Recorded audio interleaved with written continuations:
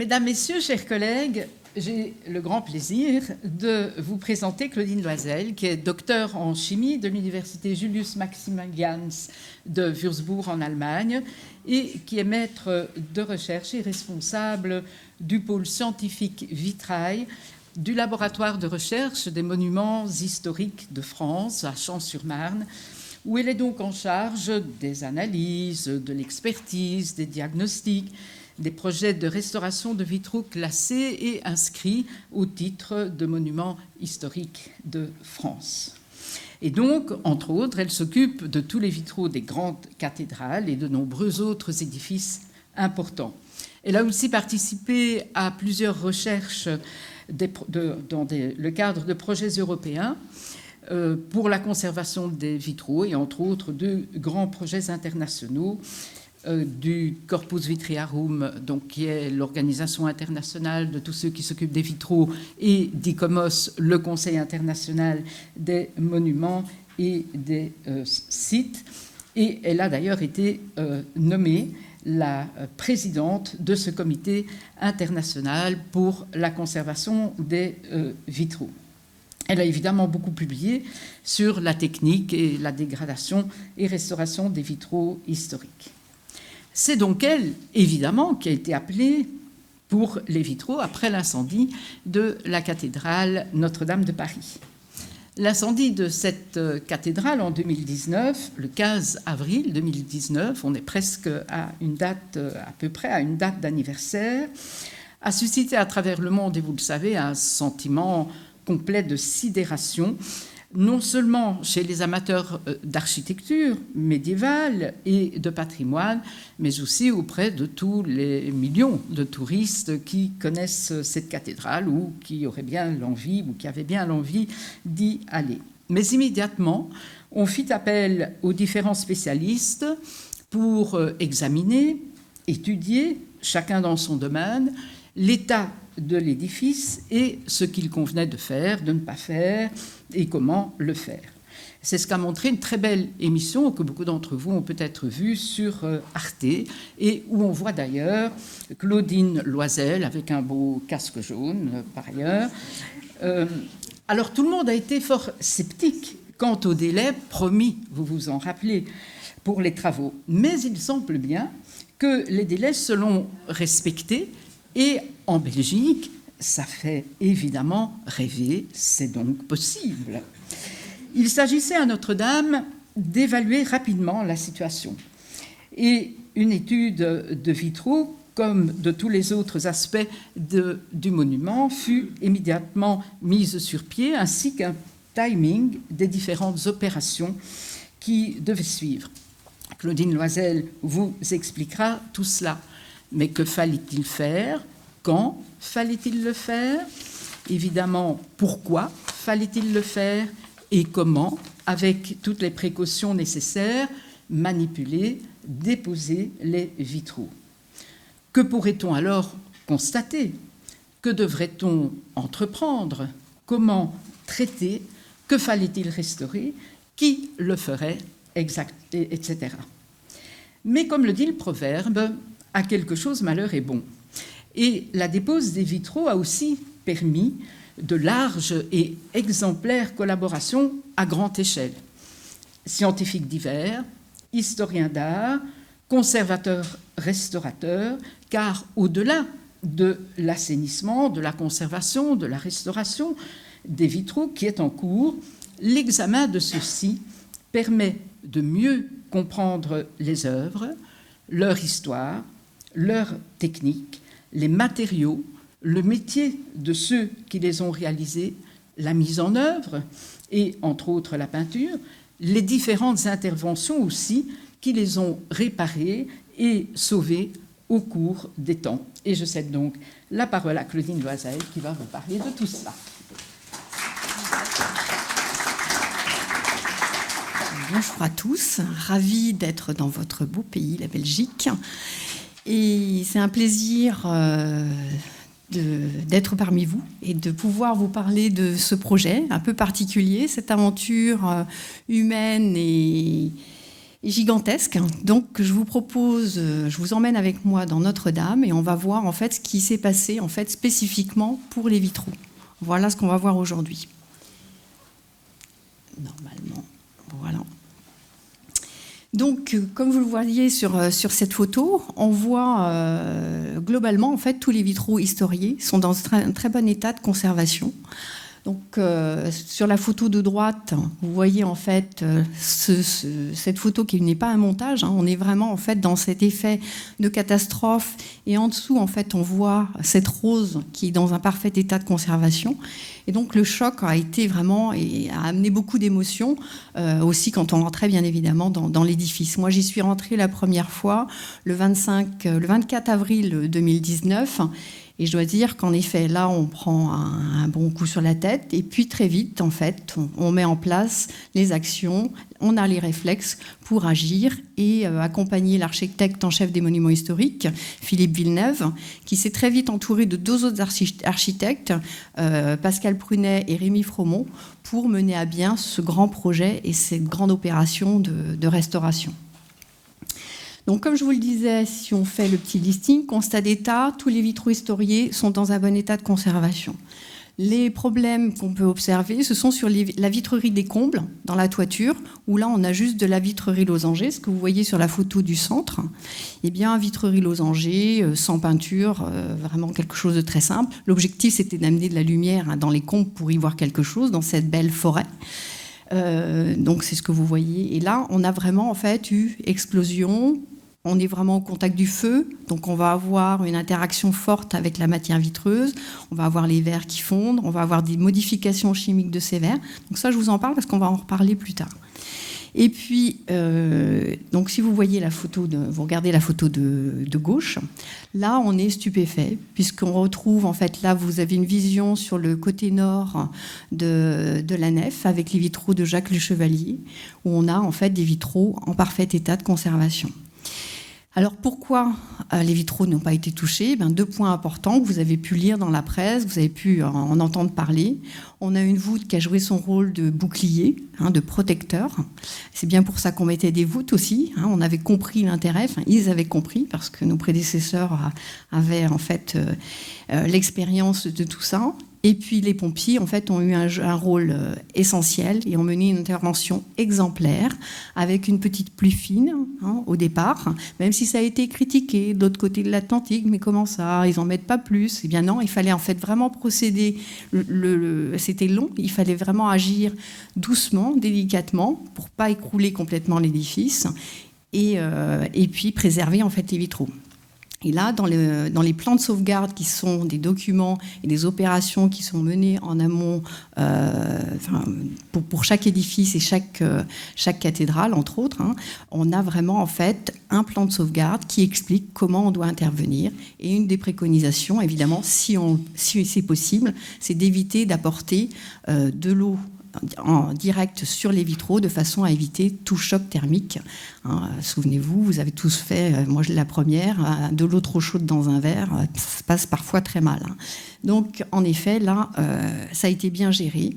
Et pour les vitraux, on se retrouve au lendemain avec un constat d'état où tous les vitraux historiés sont là. Alors Philippe Villeneuve, le premier, était complètement surpris.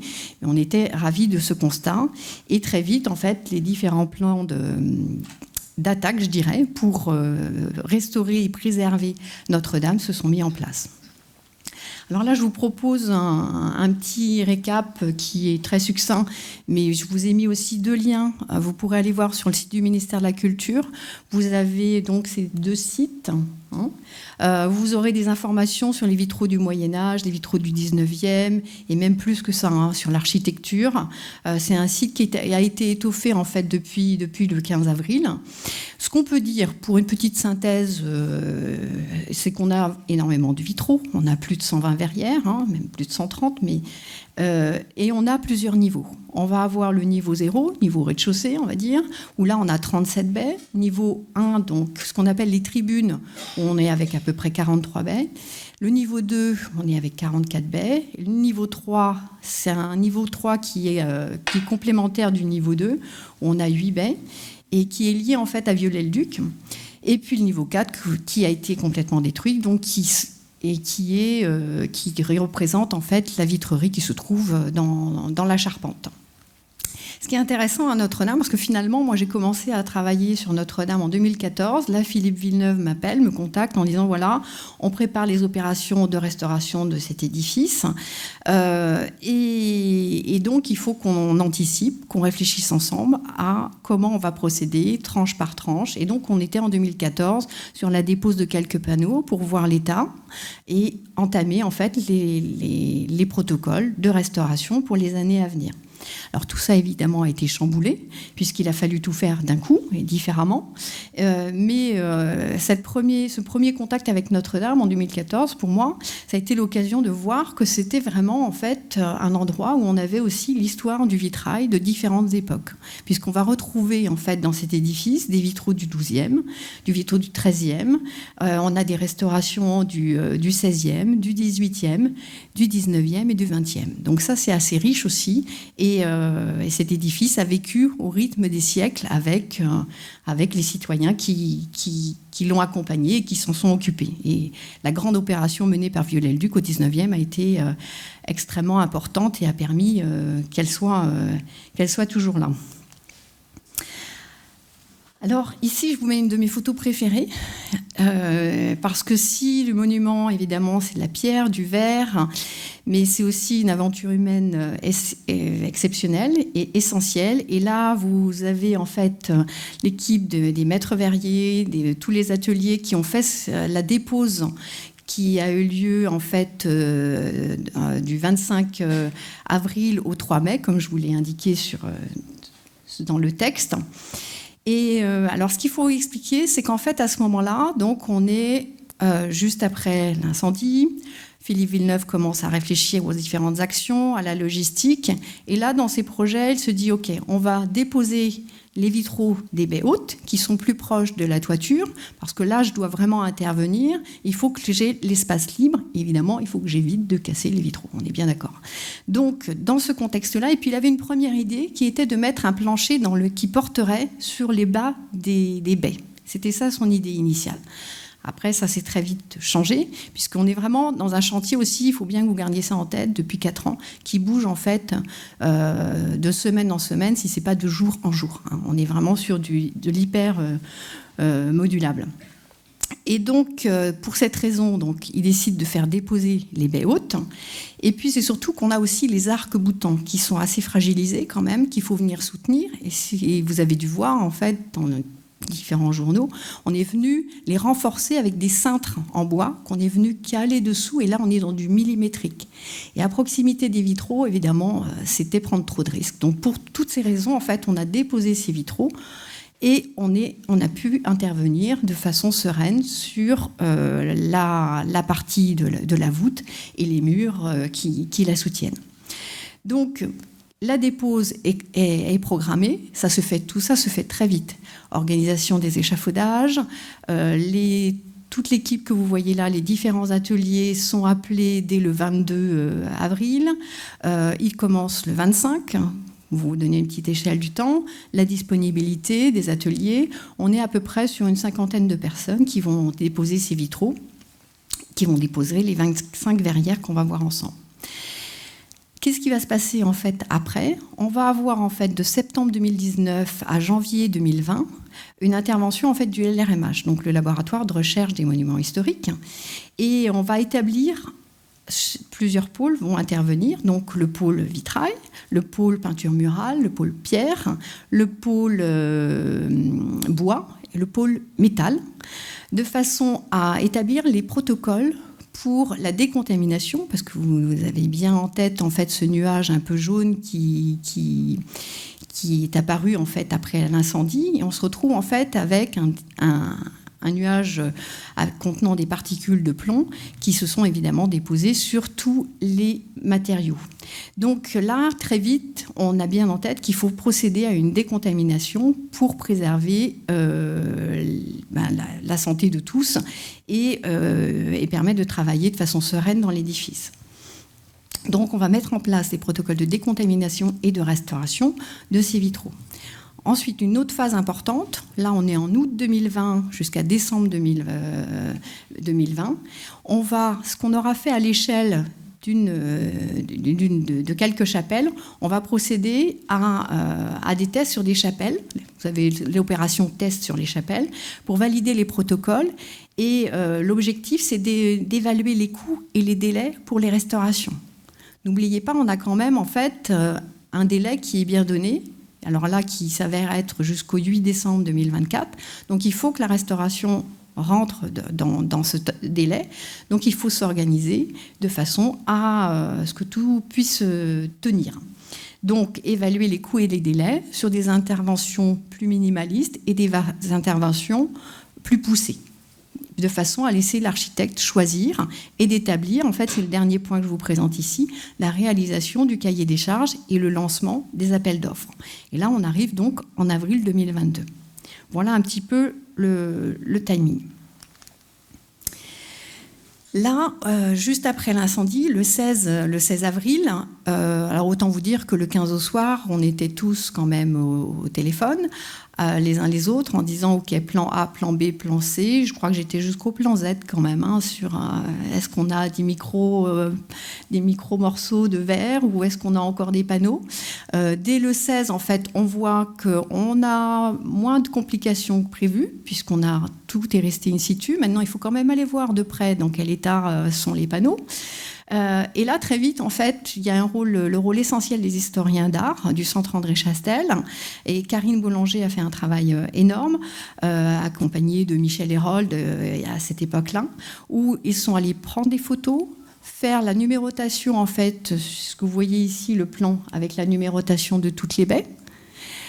Une fiche technique avec l'iconographie et des détails importants, mais vous voyez, on est très succinct quand même, il s'agit d'aller à l'essentiel et d'être efficace.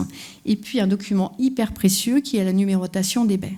Et ça, en fait, les maîtres verriers, les ateliers n'avaient pas le temps de gérer ces opérations-là, donc ces étapes-là. Donc ce sont les historiens qui ont amené, qui ont été les forces vives pour réaliser ce travail et tout de suite fournir aux ateliers toute cette quantité d'informations pour être tout de suite actifs sur l'échafaudage et commencer les déposes.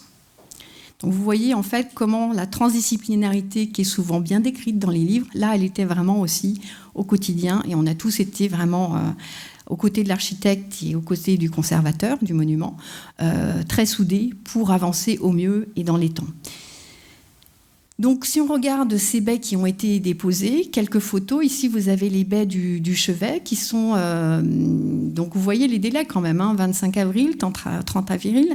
Alors, moi, je dois dire que là, au moment de ces déposes, moi, j'ai assisté, en fait, j'étais pas tous les jours, mais presque, de façon à suivre et avoir les impressions aussi de toutes les personnes qui déposaient.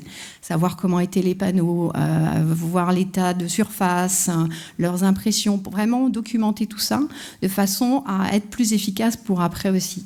Et là, j'ai eu une grande pensée, moi, pour à août 39, aux opérations de dépose avant la Seconde Guerre mondiale, en me disant, franchement, chapeau à toutes ces opérations qui ont été réalisées avec les moyens beaucoup moins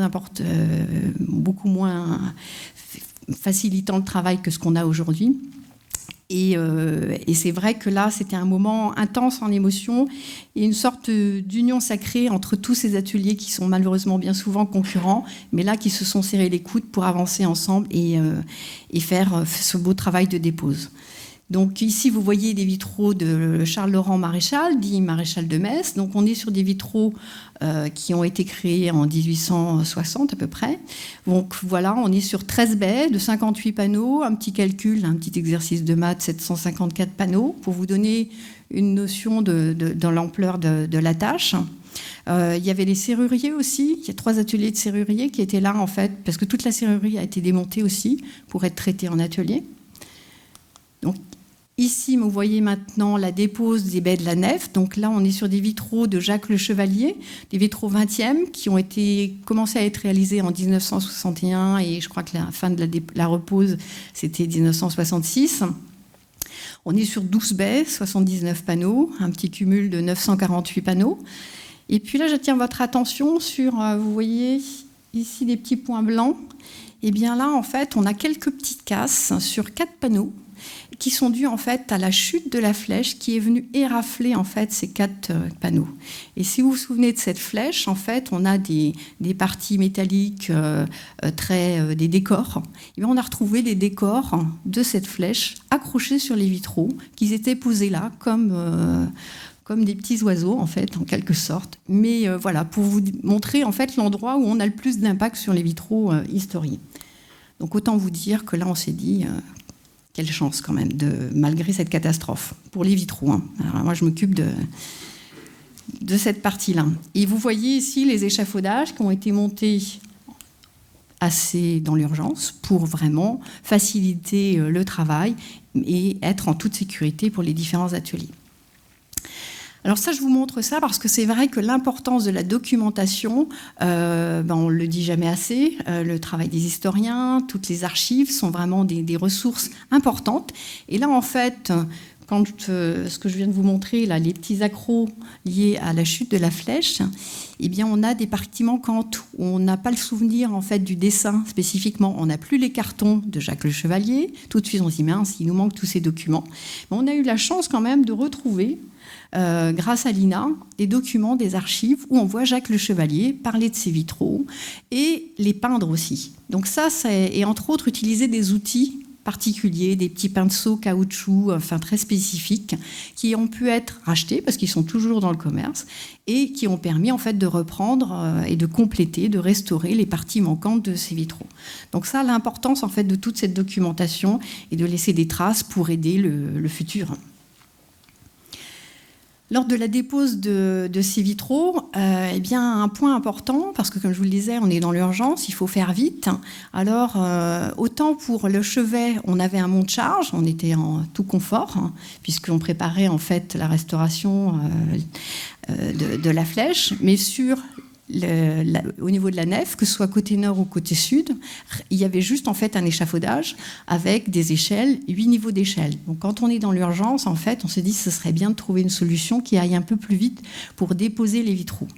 Et alors là émerge cette idée d'utiliser enfin un container, de tout mettre dedans, avec quand même un petit peu le gain risque. Voilà. Était vraiment à étudier, mais tout a été bien calé et on a procédé de cette façon, de façon à faire au plus vite et à descendre l'ensemble des 25 verrières dans de bonnes conditions. Donc voilà une petite opération avec un bon petit stress quand même, là. Donc, comme je vous le disais, au niveau du protocole de décontamination, donc là, on va commencer à réfléchir, à voir, ok, on a vu ce nuage de fumée, qu'est-ce qu'il contient, qu'est-ce qui s'est déposé sur les vitraux, est-ce que ça a impacté les verres ou pas, quelles vont être les conséquences pour le nettoyage. Donc, toutes ces questions émergent très vite. Donc là, protocole scientifique. On est dans une première phase et c'est à l'échelle du laboratoire. J'en ai un tout petit peu parlé déjà. Vous voyez les 2 rectangles rouges, là, ce sont les 2 chapelles, une côté chevet, une côté nef. Parce qu'on imagine qu'en fait, le nuage de fumée, si vous vous souvenez, il est parti en fait dans ce sens-là, en fait. Il est parti vers l'ouest. Donc on s'est dit peut-être qu'au niveau du chevet, on est moins contaminé qu'au niveau de la nef. C'est à vérifier. Voilà, on a ces hypothèses-là, on verra. Donc, on mène ces opérations à l'échelle du laboratoire. Et là, tous les pôles, donc, comme je vous le disais, peinture murale, pierre, bois, métal, on va faire les mêmes prélèvements pour essayer d'identifier les éléments qui proviennent, les particules atmosphériques qui proviennent et qui sont liées à l'incendie. Parce que là, on va les avoir sur tous les supports. Et puis chacun, après, dans son pôle, va travailler à comment je les élimine, tout en préservant les œuvres, les verres et les peintures en ce qui concerne le vitrail. Pour la deuxième étape, qui était laissée à l'échelle de l'entreprise, donc là, plusieurs entreprises ont été sélectionnées pour faire les essais. Vous avez la chapelle de la Guadeloupe, la chapelle Saint-Ferdinand. Vous avez beaucoup vu à la télé cette chapelle parce qu'elle est toute propre, toute impeccable, les peintures sont superbes. Et donc, en fait, on va ici, pour la chapelle de la Guadeloupe, en ce qui concerne les vitraux, être juste sur une intervention très minime, in situ, alors pour la chapelle Saint-Ferdinand, on procède à une vraie restauration, on dépose les panneaux, ça part en atelier, on traite bien la serrurerie, et là on fait un beau travail de qualité. Mais il nous fallait les deux extrêmes, surtout pour l'architecte, de façon à établir son cahier des charges et voir jusqu'où il pouvait aller dans le temps donné. Voilà. Donc, pour illustrer les essais à l'échelle du laboratoire, donc vous voyez le lieu où on a passé beaucoup de temps en fait en septembre 2019 avec tous les pôles. Ici, vous voyez en fait une méthode d'observation des vitraux à l'aide d'un petit microscope de terrain qui s'appelle une Dino-Lite, qui permet d'aller voir l'état de surface des grisailles, parce que souvent in situ, c'est très difficile de voir l'état des peintures. Est-ce que ça tient? Est-ce que c'est fragile? Comment je peux vraiment le voir? Donc ça, c'était vraiment un point important pour savoir si on pouvait avoir une intervention in situ ou pas du tout. Et donc voilà les outils qu'on pouvait avoir. Vous voyez notre équipement, puisqu'évidemment il s'agit d'être hyper protégé, combi jetable, masque à respiration assistée, casque, gants, avec du coup ce sont des conditions des équipements qui ne permettent de travailler que pendant 2 heures, puisqu'après en fait il faut faire une pause de façon à protéger son petit cœur. Et donc, vous voyez les conditions de travail qui ont tout de suite été mises en place. Et là, le laboratoire a tout de suite équipé tout son personnel de façon à assurer cette mission. Ce qu'on a mis en place aussi sont des tests similaires pour tous les supports. Alors bien souvent, chacun quand même dans son domaine et sur différents matériaux, on n'a pas forcément les mêmes outils et les mêmes méthodes d'analyse. Mais là, évidemment, on avait un objectif commun, vraiment comprendre et identifier ce dernier dépôt, ces particules provenant liées à l'incendie. Et donc, on a mis, je vous montre un exemple de test qu'on a mis en place, le Scotch test, là, pour caractériser ces dépôts. Donc, il s'agit de venir sur une zone bien référencée. Donc, on a bien localisé, numéroté, il y a vraiment une rigueur scientifique. Vous voyez mes petits plans de travail, là. On choisit ces zones, on vient appliquer le scotch sur le vitrail en appuyant uniformément, ni trop peu, ni trop fin. Donc tout ça, ça a été fait par la même personne, donc là c'est moi. Retirer les scotch avec les mêmes paramètres, essayer d'être vraiment rigoureux dans cette façon de procéder. Et puis après, on remet dans un sachet pour éviter toute contamination de ce dépôt. On l'emmène au laboratoire pour l'étudier, l'analyser. C'est ce que je vous présente maintenant. Ici, vous voyez ma collègue à l'époque, Adèle, qui fait du microscope 3D pour identifier et voir la morphologie, l'état de surface en fait de ce dépôt. Est-ce que c'est hétérogène? Est-ce qu'on trouve les mêmes particules?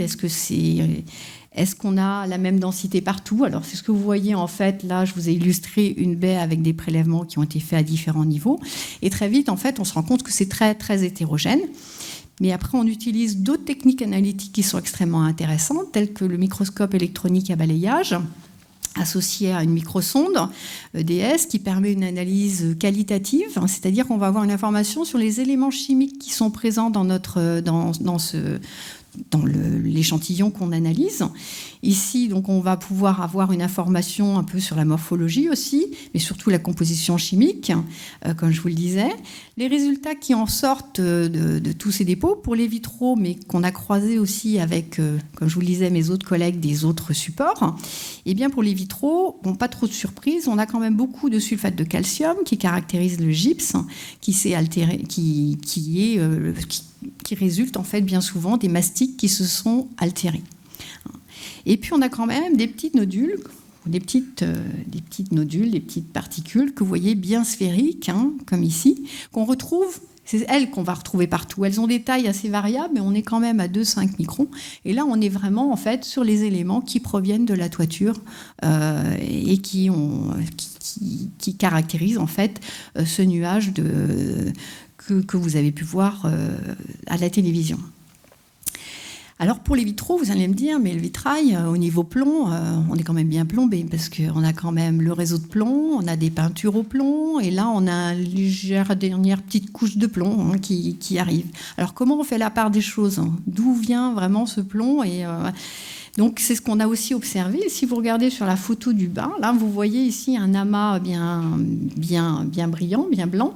Alors il se trouve qu'au MEB, au microscope électronique à balayage, le plomb, qui est un élément lourd, je ne vais pas vous rentrer dans tous les détails, mais en fait est très facile à identifier et se caractérise très bien. Donc vous le voyez ici. Et par contre, vous voyez, on n'est plus sur les petits nodules très circulaires, les petites sphères, mais on est vraiment sur des amas plus difformes, on va dire.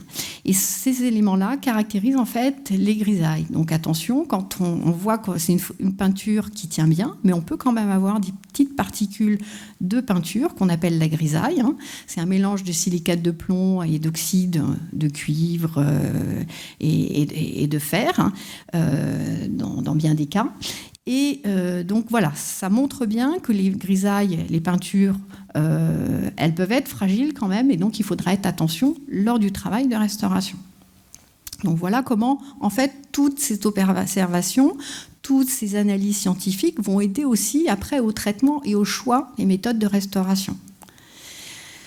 Les conclusions de tout ce travail, je vous fais la version courte de toute cette histoire qui nous a bien occupés, mais on est parti en conclusion sur 2 phases.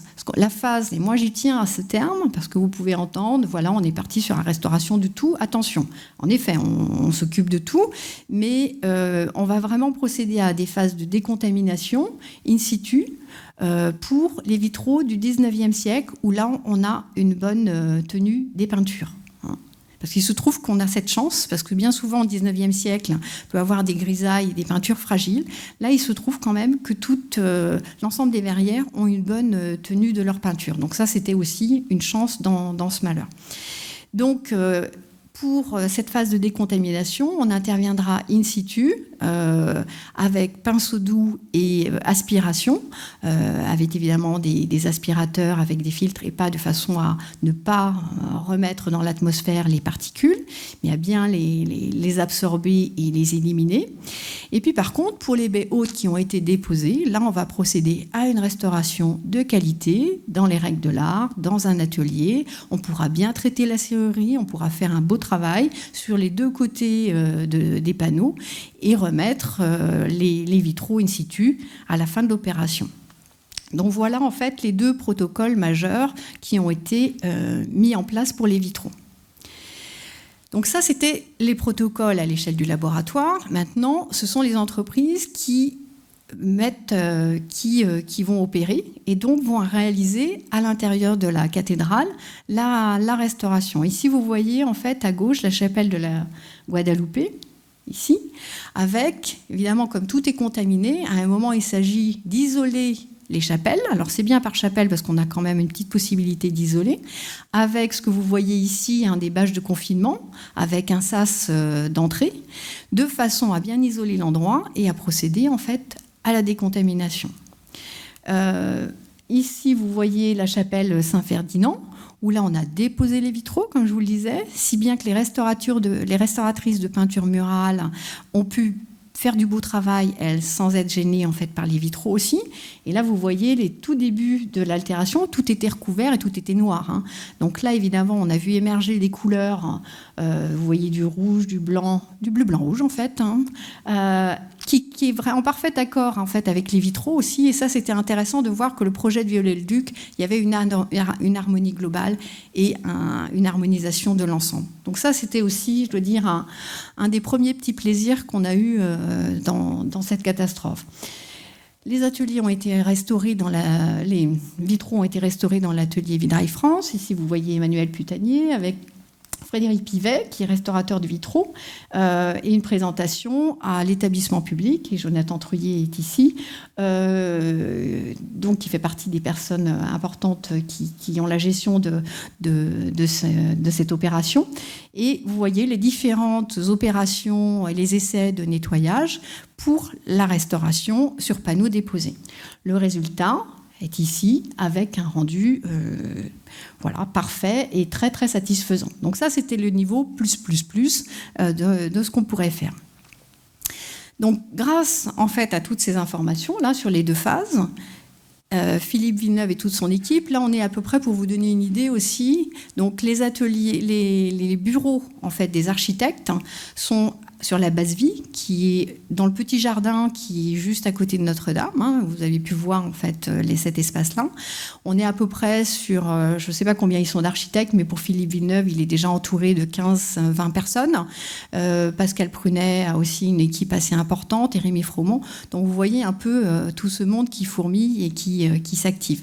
Donc ils ont réalisé le cahier des charges, riche de toutes ces informations. Là, c'est entre leurs mains et c'est à eux de décider, de façon à lancer la restauration. Et là, en ce qui concerne les vitraux, ça va commencer donc en avril 2022 pour se finir. Et oui, on arrive pour la fin de l'opération. Donc là, finalement, dans cette présentation, vous allez avoir tout ce qui s'est passé. Une repose totale, en fait, des vitraux en septembre 2023. Pour les restaurations, on a les baies hautes, comme je vous le disais, qui ont été restaurées. Alors là, je vous présente les différentes équipes et c'est important de parler de tout ce qu'ils font. Donc, je vais les citer. L'atelier, on a eu des groupements aussi. Donc, Claire Babet avec Emma Groux, Isabelle Baudouin avec Julie Monique, l'atelier Parot, l'atelier Vitrail France, la manufacture Vincent Petit, et puis on a l'atelier de Cologne. Alors, comment ils sont arrivés dans cette histoire ?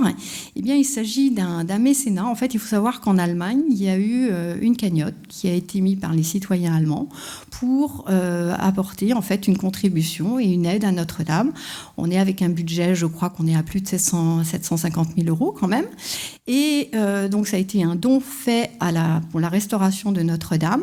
Et les décisions qui ont été prises, bien évidemment, en haut lieu, ça a été de restaurer 8 baies, 4 baies de Le Chevalier qui sont restaurées par l'atelier de Cologne, et ils financent 4 baies restaurées par des restaurateurs français. Donc, dans cet échange et ces liens franco-allemands, voilà en fait comment cette générosité allemande a pris place et voilà, et a été mis en place sur la restauration des vitraux. Vous avez la sacristie qu'on n'a pas mis de côté aussi, dont on s'occupe, parce qu'elle aussi a été touchée. Donc, on a la manufacture Vincent Petit et puis Vitrail Saint-Georges qui travaillent sur cette opération. Et pour les décontaminations in situ, on a plusieurs ateliers, Vitrail Saint-Georges, l'atelier Imbert aussi, et puis Vitrail France qui a eu un rôle, qui a restauré, qui est beaucoup intervenu en fait. Alors, vous allez me dire, tout ça, vous ne nous parlez pas encore des roses. Alors, je vais y venir à la fin, mais qu'est-ce qui s'est passé pour les 3 roses, qui sont un peu les 3 joyaux quand même des vitraux de Notre-Dame? Eh bien, on est parti sur des vitraux anciens et on a entre autres des vitraux du XIIe siècle, où là, en fait, les peintures sont extrêmement fragiles. Donc là, ce que je vous ai proposé comme décontamination in situ n'est absolument pas possible sur ces vitraux. Ce serait prendre trop de risques. Donc là, la sagesse s'impose, et c'est ce qui a été décidé par les architectes, et puis par l'œuvre Notre-Dame, et puis le général Georgelin. On n'intervient pas, on a juste nettoyé, en fait, décontaminé le réseau de pierre, mais les panneaux, en fait, n'ont pas été touchés. Et ça va venir, en fait, les choses ne s'arrêtent pas quand même complètement en 2024, mais pour ces 3 roses, il y aura des opérations, en fait, de restauration à partir de 2025. Donc le suivi dans les ateliers de restauration a été mené à bien depuis l'année dernière. Ici, vous voyez une photo qui me touche beaucoup, puisque c'est dans l'atelier de Pierre-Alain Parot. Donc j'ai une grande pensée pour lui, parce que malheureusement, il nous a quittés en février. Et, voilà, j'ai beaucoup travaillé avec lui et ça a été très riche à tout point de vue. Donc ici, nous avons les observations, je vous ai listé en fait les observations au niveau des restaurations de ces baies hautes. Évidemment, il s'agit de voir comment tiennent les peintures et pas de passer le pinceau et de se dire mince, ça ne tenait pas. Donc vérifier l'adhérence, voir l'état de conservation des verres. Là, on a cette chance, c'est qu'on est sur des vitraux du 19e siècle avec des verres dans très bonne composition. On sait faire du verre stable à cette époque, et donc on n'a pas de difficultés par rapport à ça. On a peu de fissures dues à des ruptures ou à des chocs thermiques. Donc ça a été aussi une bonne surprise. même si on en a quelques-unes, mais c'est très très ponctuel. Et alors on a pu observer sur quelques baies qui étaient vraiment à proximité de la croisée du transept, là, des projections de plomb, des petites pluies de paillettes de plomb qui viennent se poser en fait délicatement sur la face externe des vitraux. Et là, en fait, vu qu'on a un très bon état de conservation des verres, on a vraiment ces particules, ces paillettes qui s'enlèvent par clivage très facilement, sans laisser de traces sur les vitraux. Donc ça, c'était une bonne surprise. Les méthodes de nettoyage ont été bien établies. On va quand même décontaminer, mais là, on est un atelier, donc on peut utiliser la loupe binoculaire, on peut vraiment faire un travail de qualité, décontamination au plomb, comme on a fait pour les panneaux qui sont in situ, avec tout le matériel et tout l'équipement qui va bien. Identification de la stabilité des peintures, en effet, donc tout ce travail a été fait. Et puis on a procédé à des nettoyages qui restent relativement simples, mais qui étaient suffisants. Il ne s'agit pas d'aller chercher des choses complexes quand on peut faire avec des choses simples. Donc là, pour ces vitraux, on est sur des protocoles avec des compresses à l'eau déminéralisée ou parfois eau déminéralisée avec de l'éthanol, un mélange à 50%, qui ont donné des bons résultats. On travaille évidemment à l'aide de coton roulé sur bâtonnet. C'est pas une légende, ce coton-tige que vous pouvez voir. Et puis les compresses peuvent permettre aussi de bien avancer. Le réseau de plomb, très bonne surprise, on a une bonne stabilité, pas de fissures. Donc ça a été très, très étonnant, mais très précieux. Alors on a observé une petite particularité pour les vitraux de Maréchal de Metz, c'est qu'en fait, il avait étamé en face interne et face externe, en fait, tout son réseau de plomb. Ce qui est peu fréquent, mais voilà, des observations aussi qu'on a pu voir. Et on a pu aussi commencer à documenter, en fait, ce beau travail de Maréchal de Metz. Donc, on a bien conservé les plombs. Moi, ce qui m'a étonné aussi, c'est qu'en fait, les soudures, qui sont des mélanges étain-plomb, on est à 130 degrés lorsqu'on réalise une soudure. Et là, 130 degrés, les soudures sont impeccables, pas de fissures, rien. On aurait pu se dire, tiens, avec l'incendie, on va avoir des petites gouttes, parce que ça pourrait... Eh bien non, donc ça veut dire qu'en fait, tous les vitraux, en fait, n'ont pas atteint du tout ces températures de 130 degrés, pour vous donner une petite idée. Alors que quand vous voyez le transept, là, le centre, en fait, du centre de la croisée des transepts, à Aubais, on est à 35 mètres quand même. Donc, il y a des choses quand même assez étonnantes et voilà, qu'il est important de bien documenter et d'essayer d'apprendre de tout ça. Pour évidemment les restaurations sur panneaux déposés, on a pu utiliser des matériaux de conservation et entre autres, on est parti sur des collages silicone pour quelques casses quand c'était nécessaire. Voilà le protocole et puis une photo de toutes ces personnes qui se sont données pour tout ce travail. Et puis ici, c'était l'opération de comparaison des têtes. Je crois que c'était la première fois qu'ils se retrouvaient tous côte à côte. Là. Donc c'était un petit moment émouvant aussi avant de reprendre leur place dans cette belle maison qu'est Notre-Dame. Alors, vous avez vu sur le premier transparent que je vous ai présenté, en fait, donc je suis donc ingénieure de recherche au laboratoire, en recherche au LRMH. Mais là, j'avais une casquette supplémentaire, c'est que très vite après l'incendie, il y a eu un mouvement, en fait, tous les scientifiques de France et d'ailleurs ont voulu apporter leur contribution et pas participer, en fait, à la connaissance. Voilà, il y a eu ce mouvement très généreux, mais qu'il fallait un peu canaliser, cadré, de façon à ce qu'il soit productif et efficace.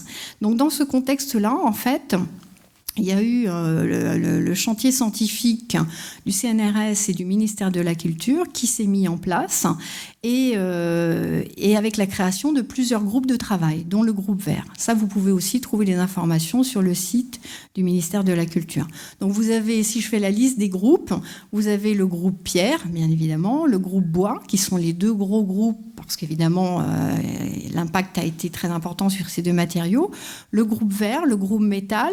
Vous avez aussi deux groupes, il y a le groupe structure, il y a le groupe décor et le groupe décor pour tout ce qui est peinture murale. Et puis vous avez deux groupes. Alors moi j'ai découvert deux univers que je ne connaissais pas du tout.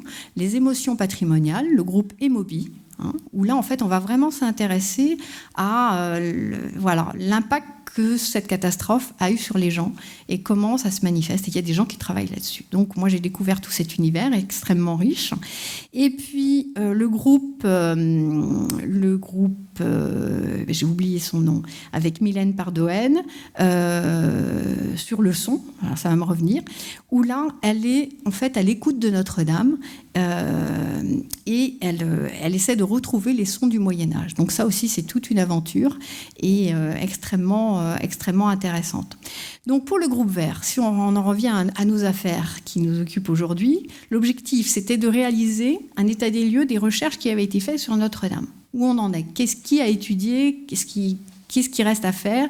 Et qu'est-ce que cette catastrophe peut nous permettre de faire qu'on n'a pas pu faire avant aussi?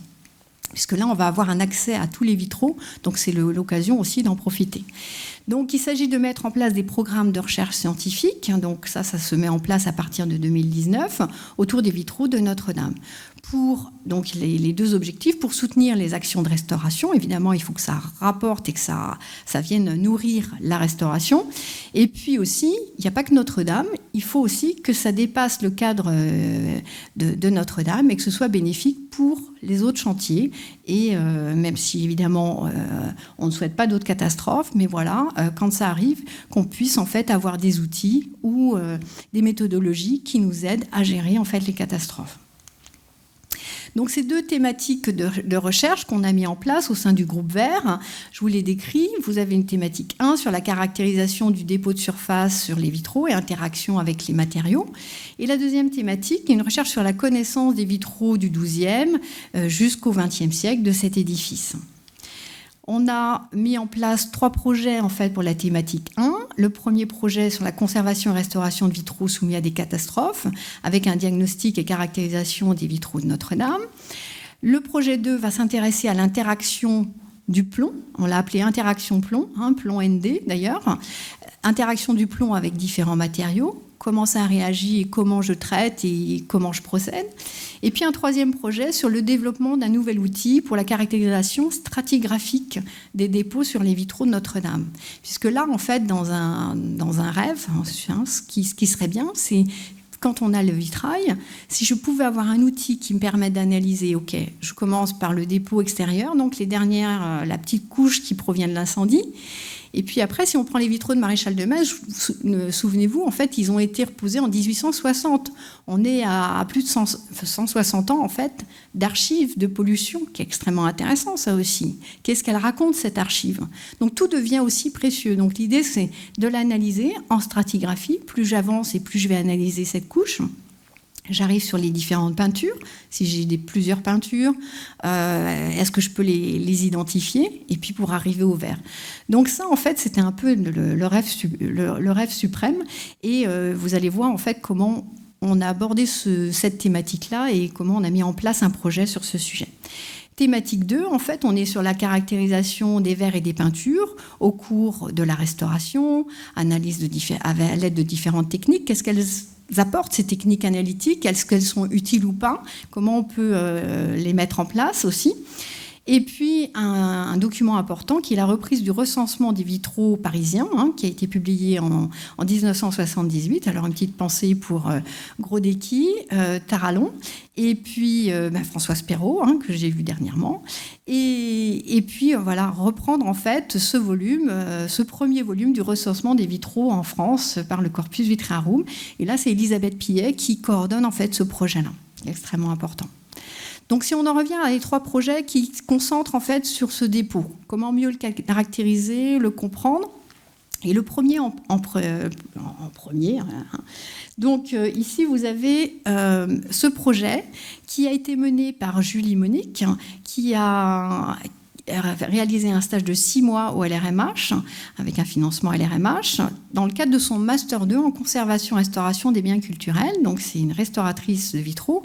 Et là, vous avez vu dans la liste des personnes qui interviennent et qui restaurent, elle est associée à Isabelle Baudouin et elle aura du coup procédé à la dépose de ces vitraux, fait son mémoire de fin d'études sur ce sujet et là, participé à la restauration. Donc, c'est une belle aventure pour elle, au final, malgré toute cette catastrophe. Alors, les points qu'elle a abordés, en fait, dans son mémoire, c'est ce que moi j'avais commencé à faire, mais dans un temps plus limité, souvenez-vous, de septembre 2019 à janvier 2020. Le diagnostic de l'état des verres et des peintures, caractérisation à l'aide d'une approche microscopique, de façon à ce qu'elle soit bien formée aussi. C'était l'occasion de la former. C'est aussi une occasion en fait de transmettre aux générations futures, de former les jeunes pour qu'ils prennent la suite et voilà, après soient les forces vives de demain. L'optimisation des méthodes et des traitements pour la restauration. Donc ça, on a regardé ensemble, on a travaillé ensemble et on a avancé sur ces points-là. Et puis ce dernier point-là, optimisation des protocoles d'urgence face à une catastrophe, elle en parle dans son mémoire et ça c'est important. Donc pour Notre-Dame, et il se trouve que malheureusement le 18 juillet 2020, on a eu l'explosion de la verrière, un incendie par vandalisme à la cathédrale de Nantes, et on a eu l'explosion de la façade occidentale où là on avait des vitraux très précieux d'Anne de Bretagne, cadeau à sa mère, et malheureusement en fait on a la catastrophe là au niveau des vitraux est beaucoup plus impactante que finalement ce qui s'est passé à Notre-Dame, puisque heureusement tout va bien. Mais voilà, c'est comment face à ces deux catastrophes qui arrivent en 2019 et 2020, vous voyez, c'était un peu lourd quand même là, mais comment on peut rebondir, comment on avance et comment ces étapes-là peuvent nous aider à mettre en place des protocoles pour aider des situations dans le futur. Donc voilà le travail de Julie, donc, qui a donné lieu à ce mémoire. Interaction Plomb, ça c'est un travail en fait qui a bénéficié du financement de la région d'Île-de-France. Et là, c'est Marie Godet qui a réalisé un postdoc de 18 mois. On a eu la chance de l'avoir avec nous pendant tout ce projet pour étudier en fait l'interaction et comment le verre a réagi au fort. Là, on est sur des verres, surtout dans la toiture. Donc tous les verres qui ont explosé, la vitrerie en fait.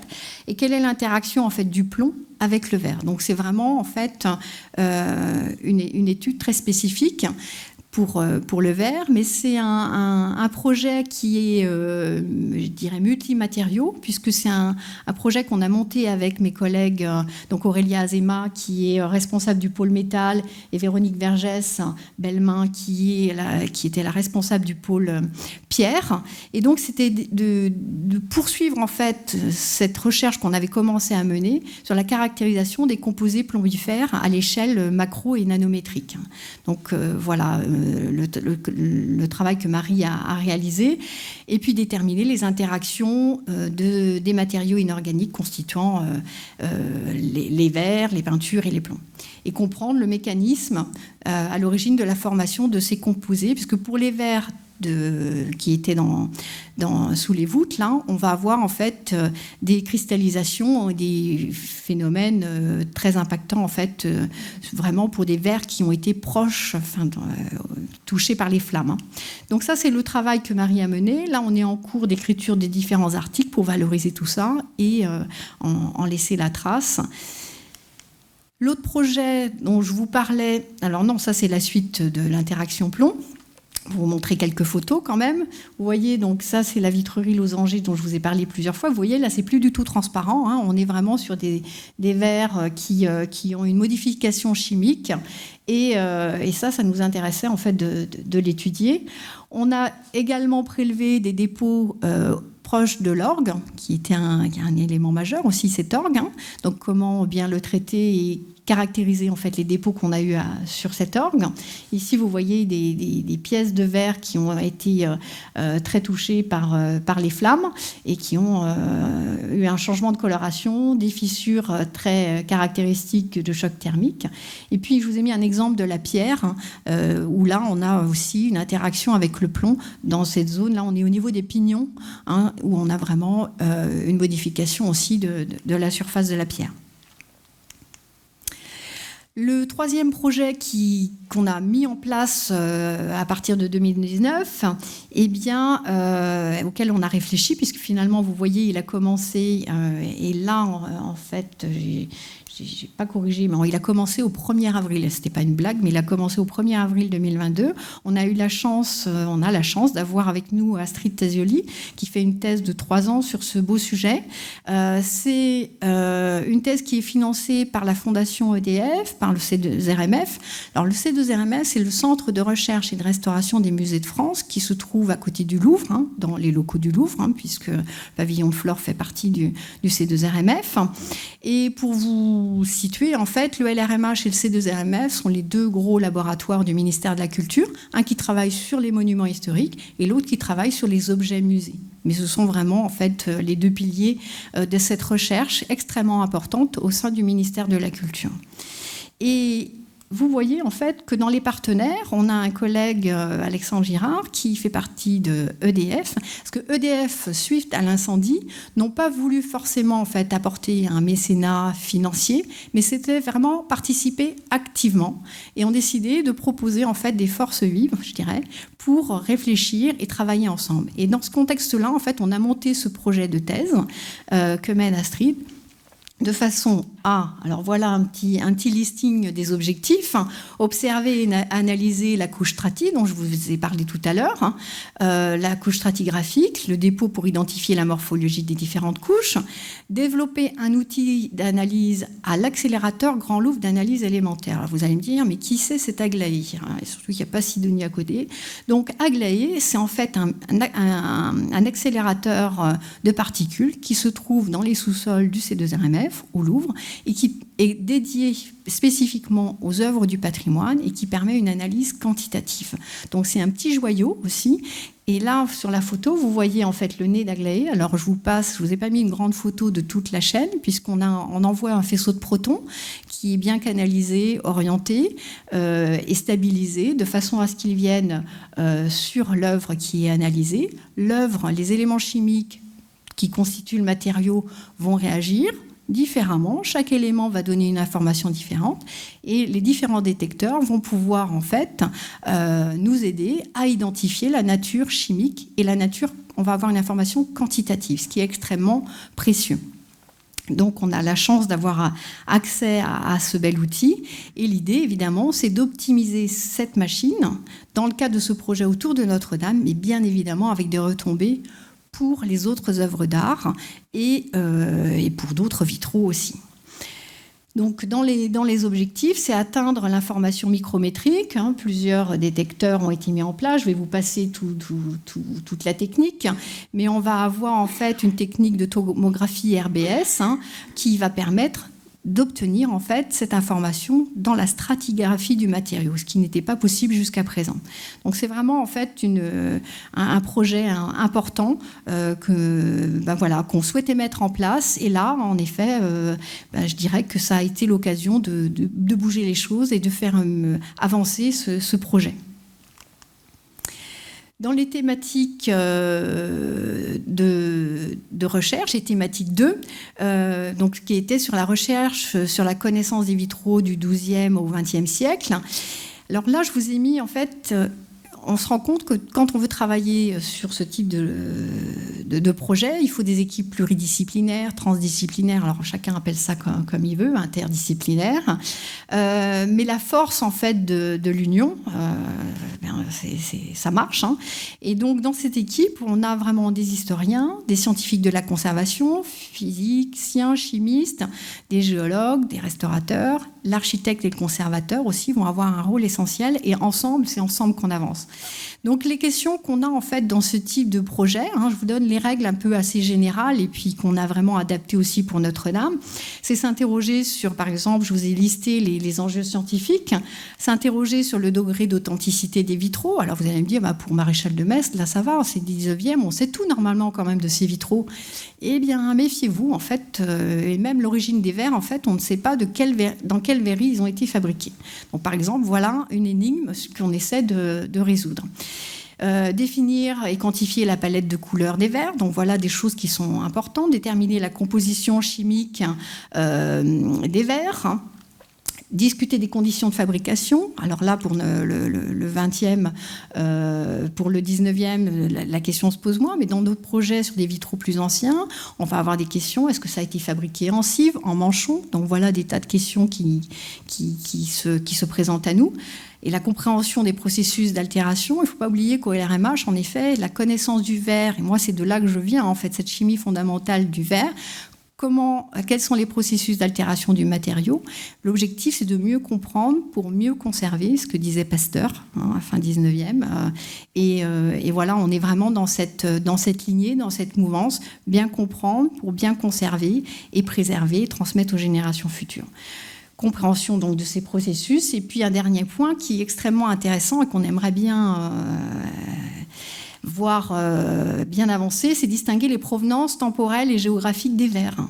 Par exemple, là, alors c'est assez large ce projet, mais voilà, une des questions, c'est est-ce que les verres, par exemple, du XIIe siècle qui sont à Saint-Denis et les verres du XIIe siècle qui sont à Chartres proviennent de la même verrerie ou pas? Est-ce qu'on a exactement les mêmes compositions chimiques? Donc voilà des tas de questions que nous avons tous ensemble, et chacun avec ses compétences apporte en fait sa contribution pour mener l'enquête et essayer d'apporter une meilleure connaissance. Qu'une restauration, en fait, ce n'est pas que de l'entretien et une remise in situ, mais c'est aussi évidemment approfondir la connaissance de ces ensembles. Au niveau méthodologie, je ne le dirai jamais assez, mais les archives sont essentielles. Alors, sauf quand elles ont brûlé, et là c'est le cas en fait pour la Sainte-Chapelle de Paris, un gros chantier. Mais en effet, ce sont des sources d'informations essentielles, majeures. L'importance des analyses, je vous en ai parlé, puis je ne vais pas me contredire quand même en tant que chimiste. Mais je dirais que ce n'est pas l'élément premier. Il faut vraiment, en fait, elles viennent, elles accompagnent, et ensemble, on va vraiment croiser les regards et les données pour avancer. L'observation du matériau, l'observation de la matière première, la conservation de cette matière d'origine, qui pour moi en fait est essentielle, et puis et comparer les différents sites, comme je vous le disais. Donc voilà un peu une méthodologie globale qu'on a mis en place aussi pour Notre-Dame, et puis qui sera extrêmement importante pour la suite sur les roses. Alors, je ne peux pas tous les citer, mais ils sont tous là, à mes côtés, puisque ce groupe de travail vert, ça a été aussi l'occasion de regrouper les forces vives qui travaillaient déjà dans le domaine des vitraux, de façon à avoir des gens prêts, tout de suite là, si on avait besoin d'eux, et experts dans différents domaines, parce que tout seul, on ne fait rien. Donc là, en fait, ils ont apporté leur contribution à différents domaines. Donc, composition chimique des verres, ça, on a travaillé ensemble, l'état d'altération, mais les méthodes en fait d'intervention, évidemment, on a choisi des méthodes non invasives, non destructives. Alors, sauf évidemment pour les verres losangés que vous avez pu voir, là, on a pu faire des prélèvements sans problème. Mais évidemment, pour tous les autres où tout est bien en place, il ne s'agit pas de venir faire des prélèvements. Et puis les outils, un petit listing d'outils analytiques qu'on a pu utiliser. L'accélérateur Grand Louvre d'analyse élémentaire, Aglaé, maintenant vous savez de qui je parle. La spectrométrie de fluorescence X, qui est une technique transportable, c'est ce qui est utilisé aussi pour les diagnostics immobiliers. Vous voyez, en fait, ces pistolets là, qui permettent de savoir s'il y a du plomb ou pas. Donc c'est vraiment un outil extrêmement utile. On est sur de l'analyse élémentaire, mais qui... En fait, il n'y a pas qu'une technique analytique intéressante, c'est comment on les couple, et puis quelles sont d'abord les questions qu'on a pour y répondre. Les techniques de spectrométrie, Raman par exemple, sont intéressantes aussi. La spectroscopie optique qu'on a beaucoup utilisée, qui est la technique qui va permettre d'identifier les chromophores, les éléments qui donnent la couleur. Donc ça, c'est vraiment en fait un élément une technique extrêmement importante. Et couplée à Aglaé, on avance vraiment bien en fait sur la connaissance de ces œuvres. Et puis on avait mis de l'hyperspectral qu'on n'a pas trop utilisé, mais c'était dans les bagages. C'était la trousse de survie pour les différents projets qui sont en continuité. Donc c'est l'occasion de les remercier tous d'avoir été à mes côtés pour être efficaces et être dans l'action. Alors, si on en revient en fait au rôle de ces historiens, donc là je vais parler beaucoup des historiens et d'Elisabeth Pilet qui coordonne en fait cette partie. Il s'agissait de reprendre ce premier inventaire du corpus. Vous en voyez en fait l'illustration à droite là. Et donc voilà, Elisabeth Pilet, Karine Boulanger, Michel Hérold, Jean-François Luneau sont vraiment en fait les collègues historiens qui ont un rôle essentiel. Grâce au financement du CNRS, on a pu avoir des stagiaires aussi, former des jeunes et futurs, enfin des jeunes historiens et les préparer au futur. Il faut préparer la relève, ça c'est essentiel et c'est pas, il faut bien y penser. Donc là, on a Alix Bancarel, qu'on a eu pendant 3 mois, mais qu'on a pu renouveler après sur d'autres projets. Constance Aumonier aussi. Donc, c'est l'occasion de remercier le CNRS pour son aide aussi sur ces financements. Et puis là, vous voyez, en fait, on aborde les 3 joyaux dont je vous ai parlé, les roses, où, avec tous ces échafaudages, c'était une occasion unique d'aller voir de près pour commencer, en fait, les critiques d'authenticité. Les critiques d'authenticité, c'est identifier quels sont les vers d'origine des vers de restauration. Et est-ce que je peux différencier les différentes restaurations? La critique d'authenticité qui avait été faite en 1952 avait été faite par Jean Lafont à la jumelle du bas de l'édifice. Mais il était pas mal déjà. Mais là, évidemment, on a une occasion unique d'aller voir de près et de reprendre en fait cette cartographie et de l'étoffer. Elle a plusieurs objectifs, évidemment la connaissance, mais aussi elle va permettre en fait à Philippe Villeneuve, à l'architecte, de voir en fait sur sa cartographie le pourcentage de verre ancien, le pourcentage de verre de restauration, et déjà, avec nous, de bien anticiper les protocoles de restauration qu'on va mener, de penser au délai et au coût pour les futures opérations. Donc vous voyez en fait comment toutes ces opérations ont des impacts en fait sur d'autres parties du chantier. Alors un exemple de critique d'authenticité d'un panneau, le panneau de la baie 219. On a évidemment, il faut bien les numéroter parce qu'autrement, et c'est pour s'y retrouver. Et c'est le panneau G28. Et ici, vous voyez, en fait, toutes les pièces sans coloration sont d'origine. Les pièces orange, ce sont des restaurations anciennes. Et puis là, on a 2 bouches-trous qui sont en violet. Et ce panneau provient, c'est la petite gommette jaune que je vous ai mis juste ici, en bas. Voilà l'ampleur de la tâche. Donc là, on a vraiment eu critique d'authenticité pour l'ensemble des panneaux historiés. Pour les fonds, ils y sont allés, voilà, ça a été commencé, mais ce n'est pas finalisé. Et ça va être vraiment, ça a déjà été transmis, en fait, cette cartographie a déjà été transmis aux architectes pour qu'ils préparent les futures opérations. Alors, on va se régaler avec les 3 roses pour vous les montrer un petit peu. Vous voyez donc ces échafaudages qui nous permettent l'accès, qui gênent un petit peu la lecture, là, mais qui permettent aussi de voir la dimension, l'ampleur de l'endroit aussi. Et ici, vous avez la rose nord, donc bras nord du transept, qui illustre la Vierge et les figures de l'Ancien Testament. Ce sont des vitraux du milieu du XIIIe et il présente des liens avec ceux de la Sainte-Chapelle. Ça, c'est intéressant, qui était tout juste antérieur. L'architecte, c'était Jean de Chelles. On est en 1245 et ça a été restauré au XVIIIe et au XIXe siècle. On est sur une rose, vous voyez, de 12,90 m de diamètre. La rose sud, donc là, c'est la parabole des vierges sages et des vierges folles, les scènes des martyrs, des anges et des saints. Ce sont des vitraux du XIIIe siècle. L'architecte, c'est Jean de Chelles, mais ensuite, il va décéder. Et donc, c'est Pierre de Montreuil qui va prendre la suite. Et on a de nombreuses modifications au XVIe et au XVIIIe avec des ajouts de panneaux en fait de la vie de Saint Matthieu du XIIe siècle. Donc là, je sais que tous les historiens mènent l'enquête, d'où proviennent ces panneaux, qu'est-ce qu'il en est, enfin voilà. Donc là, c'est vraiment leur rôle à eux. Une restauration au XIXe siècle, évidemment, celle de notre cher Viollet-le-Duc, avec des modifications importantes, et il y allait fort quand même, parce que donc tous les vitraux avaient été déposés. Et puis, comme il y avait des petits problèmes de stabilité, et puis à ce moment-là, en fait, le meneau n'était pas dans l'axe.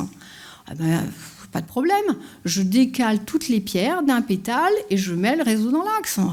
Je m'appelle Viollet-le-Duc, donc c'est possible. Donc voilà, des solutions qui avaient été mises en place pour permettre plus de stabilité. Est-ce que c'était vraiment le cas ou pas? Moi, je ne peux pas vous donner la réponse, mais voilà, ce sont des opérations importantes et puis et précieuses. Et c'est vrai qu'on a fait des bonds dans le 19e siècle. La médiathèque du patrimoine et de la photographie à Charenton nous a beaucoup reçus pour observer ces archives, réfléchir et avancer et mieux comprendre aujourd'hui pour préserver demain. Donc ici, vous voyez les photos de cette belle rose avec les collègues. On est toujours très stylés quand on est à Notre-Dame. Et puis la rose occidentale, qui est extrêmement intéressante au niveau de sa structure, du maintien. En fait, on a une serrurerie qui fait penser à des serrureries d'Eiffel, et voilà, qui est un petit joyau aussi, qui illustre une psychomachie, donc le combat des vices et des vertus, un zodiaque et les travaux du mois. Je crois que c'est là où il y a des panneaux préférés du général Georgelin. Je sais bien qu'il les aime bien. Et ce sont des vitraux du XIIIe siècle, donc vers 1230.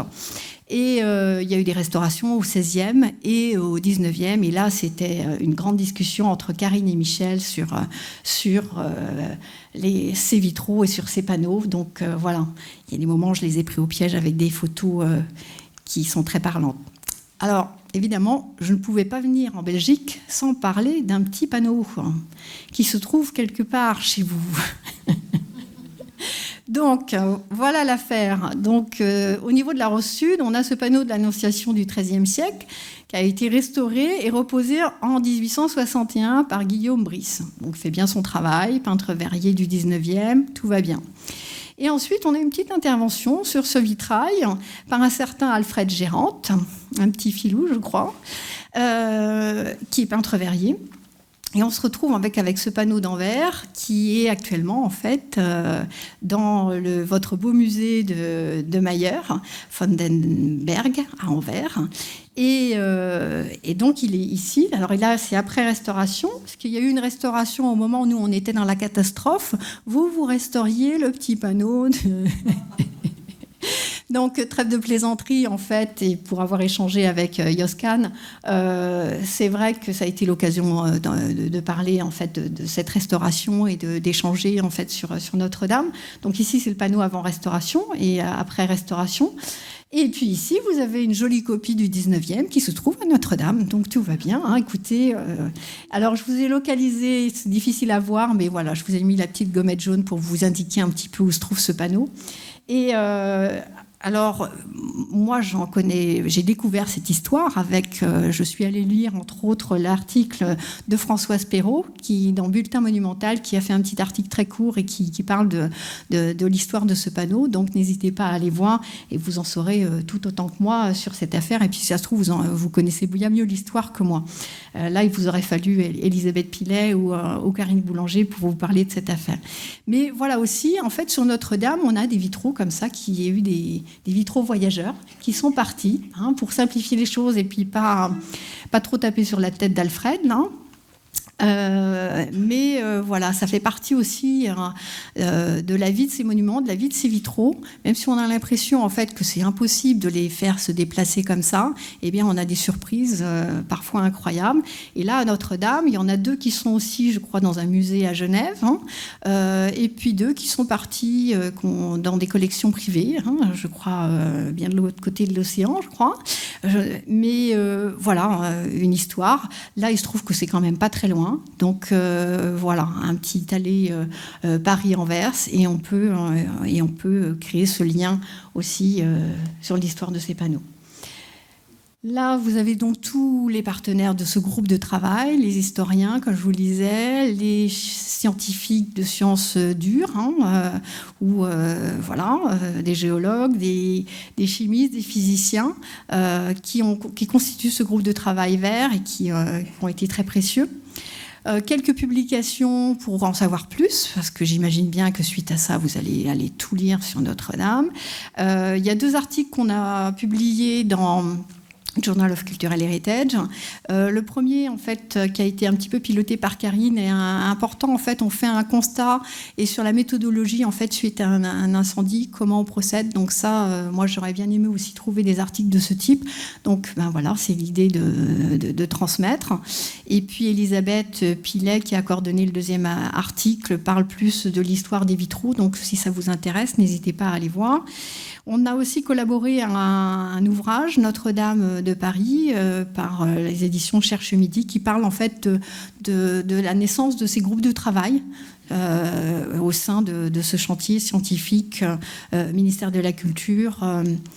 et CNRS. Et puis d'autres publications, vous pouvez aller sur le site du LRMH, vous allez avoir une revue de presse assez importante. On a mis en place ça de façon à ce que les gens puissent trouver de l'info précise, on va dire. Vous avez donc un ouvrage de Beaux-Arts Magazine où on a un article aussi, on parle de Notre-Dame. Vous avez aussi la revue Monumentale, qui est peut-être une revue que vous connaissez, qui est vraiment une revue intéressante, où il y a eu un dossier Notre-Dame en 2021. Et je vous parle du National Geographic aussi, qui a fait un bel article sur Notre-Dame. Évidemment, vous l'avez tous vu ou pas presque. Voilà, il y a cette série. Parce qu'en fait, ils devaient partir sur un 52 minutes. Ils ont fait 3 52 minutes. Et dans l'un, évidemment, la priorité, évidemment, c'était de parler des voûtes, c'est de parler de tout ça. Mais Vincent Amoureux, qui est le réalisateur, et Christine Le Goff et Marion Papillon ont fait un travail assez incroyable de centraliser, de suivre tous les groupes et de laisser une trace aussi pour les générations futures et qu'on montre ce qui a été fait, comment ça a été fait. Et ça, c'est vrai que c'est important. Donc voilà, on pourra en parler. Alors je tiens à remercier le Collège de Belgique, l'Académie royale de m'avoir accueilli, de m'avoir permis d'être avec vous aujourd'hui. Et puis ceux que je remercie avant tout, c'est vous tous d'être venus aujourd'hui. Merci d'être là et d'avoir partagé ce moment ensemble. Merci beaucoup.